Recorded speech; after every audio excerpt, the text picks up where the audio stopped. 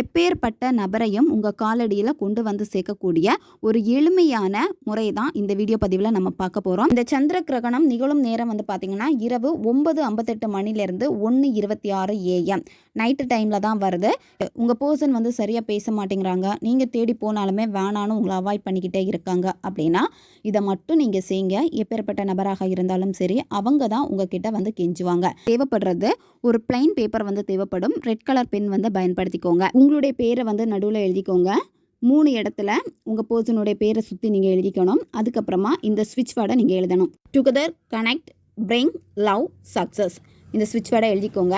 எழுதிட்டு அடுத்து என்ன பண்ணணும் அப்படின்னா இந்த பேப்பருக்கு மேலே வந்து ஏதாச்சும் ஒரு பர்ஃப்யூம்னால் வந்து நல்லா ஸ்ப்ரே பண்ணிடுங்க. பேப்பரை வந்து நீங்கள் 4ஆக மடிக்கணும். 4ஆக மடிச்சுட்டு ஒரு பக்கத்தில் என்ன பண்ணணும் அப்படின்னா இந்த சிம்பிளை வந்து நீங்கள் வரையணும். இப்போ உங்களை வீடியோ ஸ்க்ரீன்லேயே வர பார்த்துக்கோங்க. ரெட் கலர் பென் யூஸ் பண்ணி தான் நீங்கள் வரையணும். வரைகிறப்பவே வந்து பார்த்தீங்கன்னா அந்த பர்சன் கூட இருந்த நல்ல நல்ல நிகழ்வுகளை நினச்சி பாருங்கள்.